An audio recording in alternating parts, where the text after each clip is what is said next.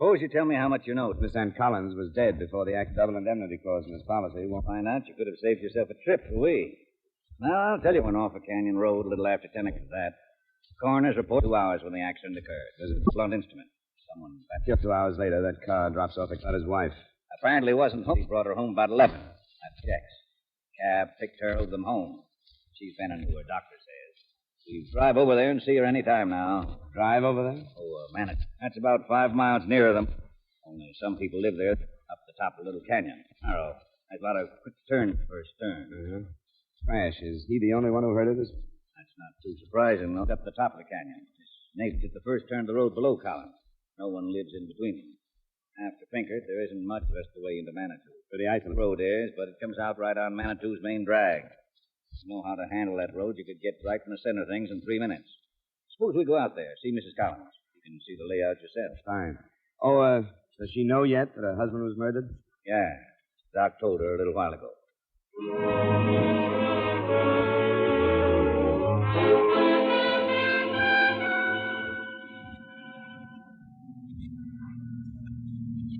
Now, that's where the car went over there. Uh-huh. How much of a drop is it? Oh, 40, 50 feet, I guess. They got the car out, though, an hour or so ago. Should have a report on that before too long. That must have been Pinkert's house there at the curve. Yeah, we'll check him after we talk to Mrs. Collins. Look, you see? The way the canyon slopes, you can see the tops of those buildings. Ah, yeah. And they're on the main street we just turned off. That's right. So it isn't as isolated as it looks up here. Well, looks like this is it.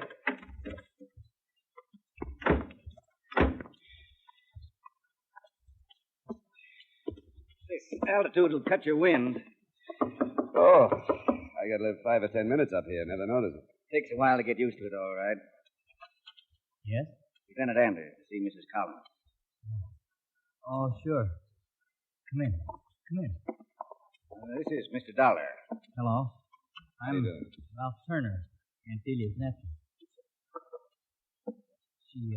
She's this way, living here. Aunt Delia, this is Lieutenant... Lieutenant Anders, Mrs. Collins, Colorado Springs Police. Oh, yes, Lieutenant Anders. And this is Mr. Dollar. He represents your husband's insurance company. I see. Mrs. Collins? Well, sit down, gentlemen. Ralph, please, all of you. Where's your mother, Ralph? I think she's in the kitchen. She thought you ought to try to eat something. Oh, my. Tell her not just yet. Tell her I'd like for her to be here. All right, Aunt Delia. Well, none of us know what to do, you know. It's just unbelievable. We're very sorry, Mrs. Collins. Thank you. Now, is there some question about the insurance, Mr. Dollar? No, not really, Mrs. Collins. Since the accident wasn't the cause of your husband's death, there's no question about it at all. I'm just here to get a complete report for the company. Well, I know Maynard was very prompt about payments. The policy's in order, Mrs. Collins. Oh, this is my sister, Mrs. Turner, Lieutenant Anders, and Mr. Dollar. Oh, How do you how do you do? do? I imagine these gentlemen want to ask some questions, Ada. I wanted you and Ralph here in case I forget anything. Oh, of course, dear. Anything we can do. You got back to the house at 11 o'clock last night, Mrs. Collins. In a taxi, I understand. That's right. I've been gone all evening. Well, it must have been around 7, wasn't it, Ada? Just about exactly 7. You see, our Thursday nights are a regular ritual with us. They always time out just about the same, don't they, Ralph? Yeah, just about. Ada means we do the same thing every Thursday night. She and Ralph call for me about 7. We have dinner in Manitou, then go over to the Springs to the Pueblo to see a movie. I usually get home around 10:30 or 11, depending on when the show is out. All three of you have dinner and see the picture together? Well, no, Ralph usually eats before they pick me up. He's just our chauffeur. Takes us to the restaurant in Manitou. We take a taxi to the Springs and taxi back. They drop me on the way. It's cheaper that way. Was your husband home when you left last evening? Yes, he was. He was just finishing his dinner when Ralph came to the door for me. So far as you know, did he have any plans for the evening? No. He usually plans something for Thursdays. Last night he'd spoken of Mr. Pinkert coming up and then playing cards, but for some reason that was called off. Is your neighbor down the road? Yes. You don't know why their plans were called off? No, I really don't. Maynard was talking to you, Ralph. Did he mention anything? No, he just said Mr. Pinkert said he couldn't make it. He asked me if I could come back. Told him I was going bowling if he could come with me.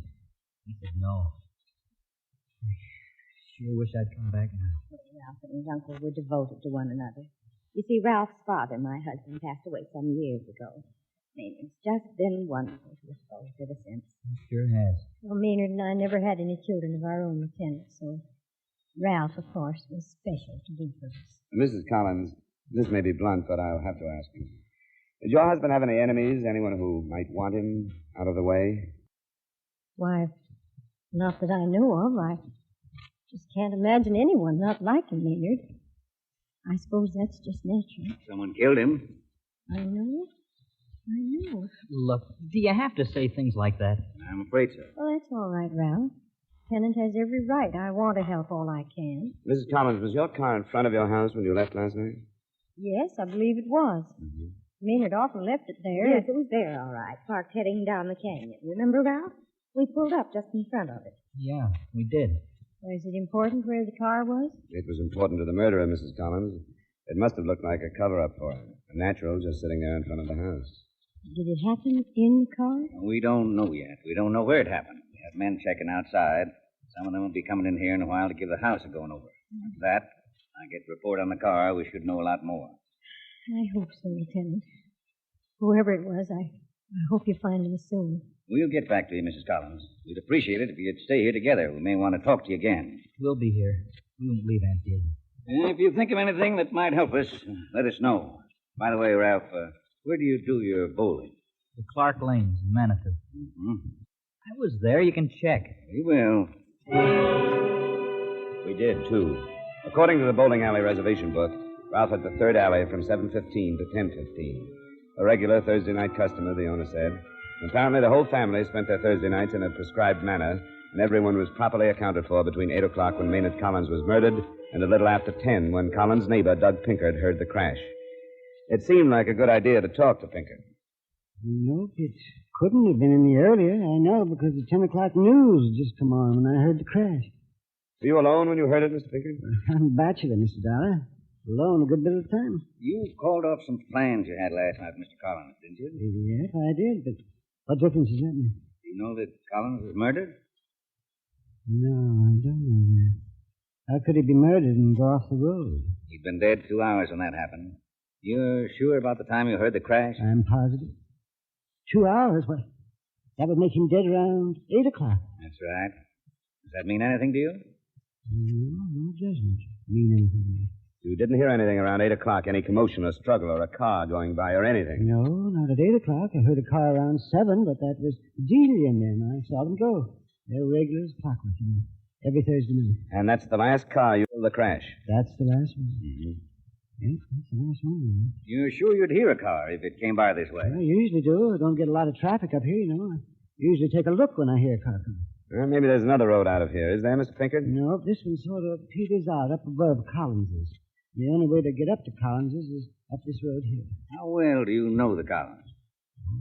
Well enough, I guess. I've been up to his house a lot. Mostly when she isn't there. I always had an idea she didn't care much for me. Then I'm not used to women around. Just don't know how to judge them. You knew Mr. Collins better then? Oh, yes, lots better. And I liked him. I liked him a lot. I'm just real sorry. Would you say they got along all right? Do you think they were happy together? You talked to Dee? Yeah. You talked to her. She said they got along? She implied that, but I'm asking you, not her. Well, maybe they did. Like I said, I'm not used to women. I just don't know how to judge them. You don't think they were happy together, Mr. Pinkard? Well, maybe they were. I don't think it was serious, though. Sometimes they fought about things. How do you know that? Well, Maynard told me mostly. And then a couple of times I wandered in up there, and they'd be going at it a little, you know. About anything in particular? No, I wouldn't say so. I don't remember anything in particular. I try to stay out of things like that. Just get along. Did you ever hear them going at it about money? Oh, I guess, yes. Yes, money. Well, that's all. I was fixing to go for a climb. That's the way I spend most of my time, you know. No reason why I shouldn't go now, is there? Mr. Pinkard, do you have any idea who would kill Mr. Collins? No. I can't think of anyone who'd do it.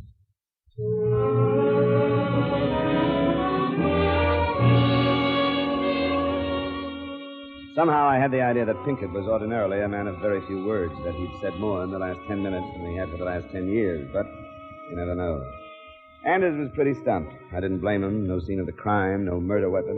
No one wanted Collins dead. It wasn't going to be easy.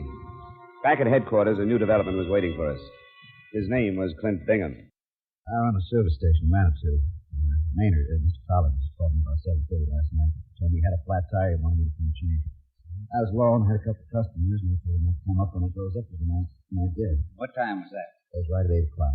Well, Well, I get up there, knock on the door, lights around the house, and then come to the door. Figure he's gone somewhere, but the back. Keys were in the car, so I changed the tire, flattened my stuff, and moved. And so, except, maybe I'm imagining this. what? Well, it seemed to me I heard something.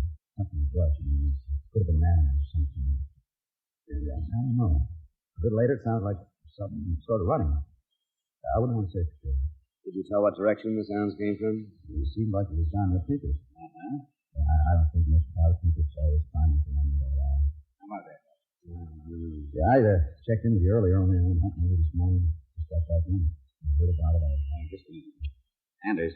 Got a couple of things for you, Lieutenant. Looks like Collins was killed with some brush not far from his back door. Pretty spruce, though. How about the weapon? Yeah, they're still looking. They've checked the cars, nothing there.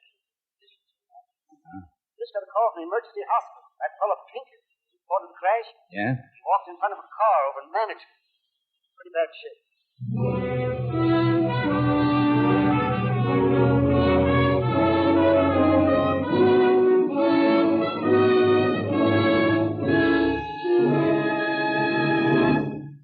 We will return to yours truly, Johnny Dollar, in just a moment. If you're in the market for a Sunday night date, here are a few suggestions. Matter of fact, you needn't take your pick. You can date them all. Marie Wilson and Kathy Lewis on My Friend Irma. Eve Arden as our Miss Brooks. Mary Livingston on The Jack Benny Show. Briny-tempered Sapphire on Amos and Andy. And Janet Waldo as Corliss Archer. Stay home tomorrow night and date the whole gang over most of these same CBS radio stations. Now with our star Edmund O'Brien, we bring you the second act of yours truly, Johnny Dollar.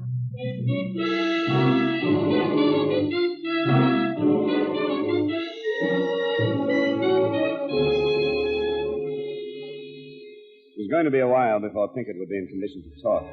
According to the driver of the car and witnesses, Pinkett never even looked, just walked out into the path of the car. One of the witnesses, the kid who worked at Clint Bingham's service station, said Pinkett had come in, asked for Clint, and took it very big when he learned he had gone hunting. Finally, Pinkett came around, and Anders and I listened. I knew Kent was up there at Maynard. I heard him come and go. I'd have told you, too. You just said Maynard was murdered about the time I knew Kent was there. And Kent's a good boy. I wanted to hear him say he was there first before I told you. Holding evidence. Serious. I don't care if it is. Man don't have too many times. Kent and Maynard, the only two I had. Maynard's gone. I can't lose Kent, too. Until I'm sure. Why did you walk in front of the car, Mr. Pinkett? Boy said Kent had gone hunting. I was afraid maybe he was wrong there. I didn't see any car. Clint says he heard someone running near your house when he was changing Collins' tire. Is that you, Pinkett? It was not. I never left the house last night. Suppose you did leave the house. Suppose you killed Collins out behind his house. Clint came, he interrupted you, so you ran. You knew he might have seen you, so today you had to get to him before he got to us. Why would I kill him? Why would you kill him, Pinkett? Ask her, DJ. Ask her what they thought about yesterday. I'm not going to say that. The doctor motioned us out of the room. Anders wasn't buying the quarrel or anything else much that Pinkett had said. He decided to stay at the hospital until Pinkett could talk again. With his permission, I went back to Delia Collins. She was alone. I sent Ralph and Ada home for a change of clothes and the rest. I'm stronger now, and the strain's been so much for him. Oh, I'm sorry to hear about Mr. Pinkett. Mrs. Collins, he says you and your husband quarreled yesterday. Why, we did. Oh, it wasn't a quarrel exactly. I had my opinion, and Maynard had his. I'd really forgotten his principles wounds and nothing. I don't see how it could be important at all now. Anything's apt to be. Might be a big help. Well, all right. I'm glad Ada and Ralph aren't here. It's better. I'm afraid it would hurt them. Maynard had such plans for Ralph, but I tried to tell him no one could live up to what he expected of his boy. Ralph's not much of a student, and Maynard was paying his college expenses. Yesterday, I guess Maynard went over to talk to the dean. Colleges in town? Yes, in Springs. Maynard said the boy wasn't trying. The dean didn't think so either. Well, I took Ralph's part. I guess I always have. Anyway, Maynard said he told the dean to take the boy out of school and he wasn't footing the bills anymore. I must admit, I was very upset. I just don't know half what he said. You remember, did your husband say whether or not he told Ralph? No, he hadn't told him. I begged him not to. He said that was up to the dean. I thought maybe he'd send him down there and change his mind.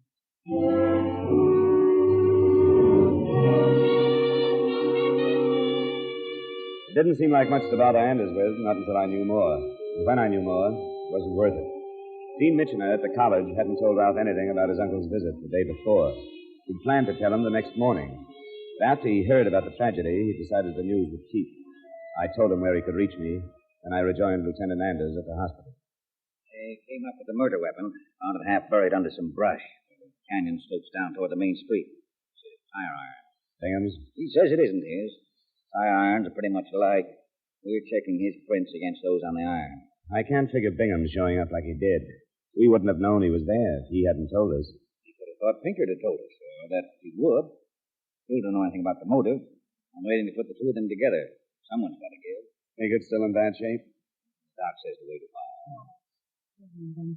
Okay, thanks. Be right back. Thanks, I'll be best to. Johnny Dollar. Steve mentioned Mr. Dollar. Now, this may not be worth anything to you, but I just found out Ralph did know that his uncle was removing him from school. He did? How? Now, my secretary seems to have told him. She was here when Mr. Collins came yesterday. Being a friend of Ralph, she told him late yesterday afternoon. Something about she thought she should warn him. I see. Well, I certainly appreciate your calling me, Dean Mitchell. I'm very upset about this breach of trust, Mr. Dollar. I want you to know that I intend to do something stringent about it. Now, don't be too hard on her, Dean. She may have done us all a favor. And as Ralph did know Collins was taking him out of school, Dean's secretary told him. He did, huh? It's the nearest thing to a motive we've got. Yeah. How about the bowling alley? I was there 3 hours last night. I'd like to check there again, if it's okay with you. Go ahead. I'll try anything. I'll have them picked up and brought here.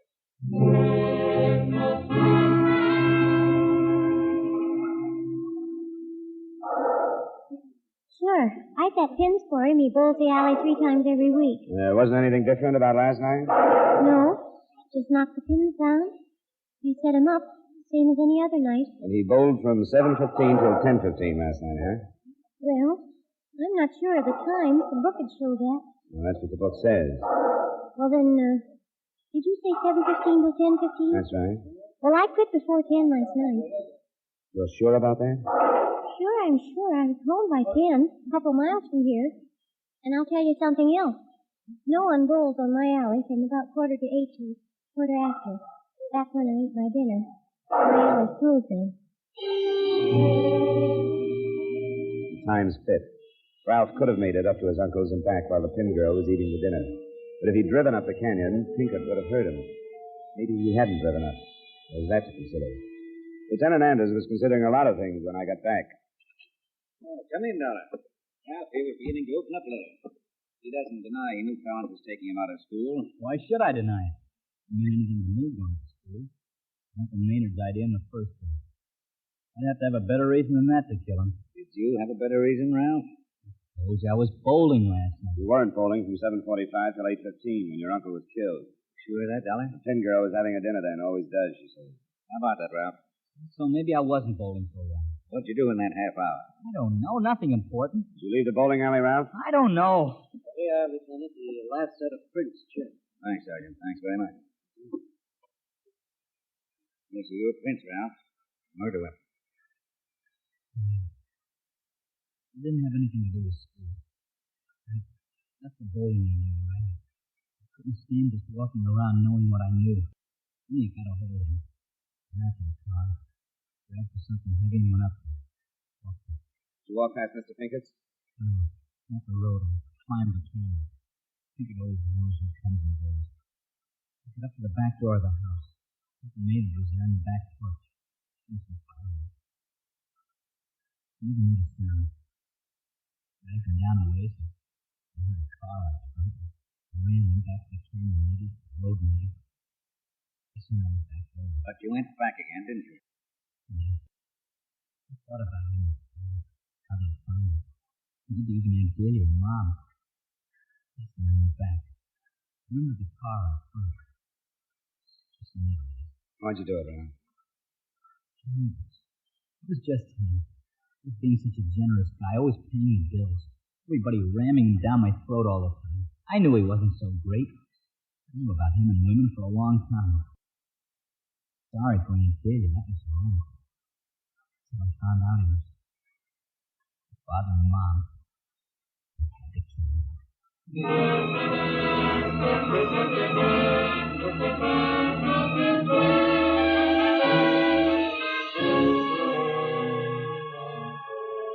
Ralph's mother corroborated his story, and when they got through telling it to the jury, it was a very quick decision for a justifiable homicide. Expense count item 2, $175, transportation back to Hartford. And miscellaneous expense account total, $310. Remarks? The company need only pay the straight life value of the policy. The double indemnity clause was never even a factor in the case. In view of the real factors involved, I can wish that Maynard Collins had gone over that canyon in an accident. It would have been cleaner and kinder all the way around. That's truly Johnny Dollar.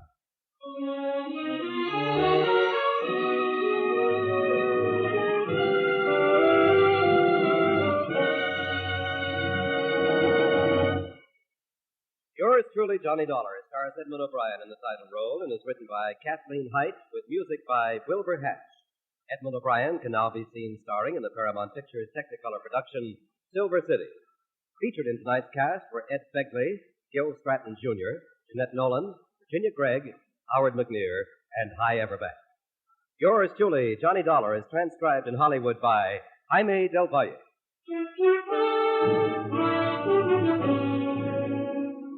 This is Dan Cumberly inviting you to join us next week at this time when Edmund O'Brien returns as... Yours truly, Johnny Dollar.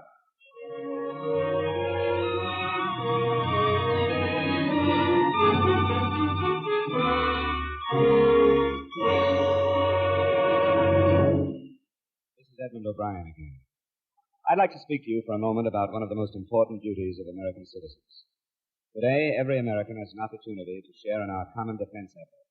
And right now, this opportunity has become a duty for all of us. The armed forces of the United States need blood, our blood.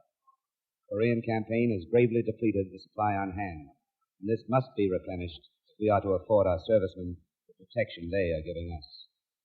No matter what your age, sex, or station in life, you can contribute to American defense by donating a pint of your blood to the men of your Army, Navy, Air Force, or Marines. Call your local blood donor center or Red Cross chapter today for an appointment. Remember, your donation of blood may save the life of a wounded serviceman. Give your blood today to save a life tomorrow.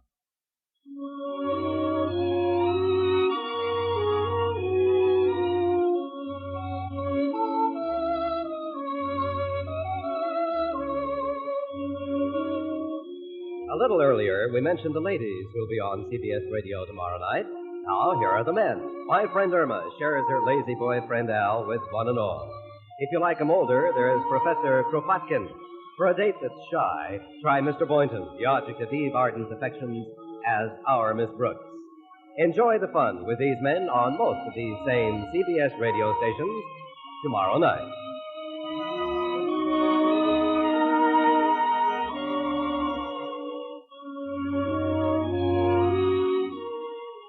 This is the CBS Radio Network.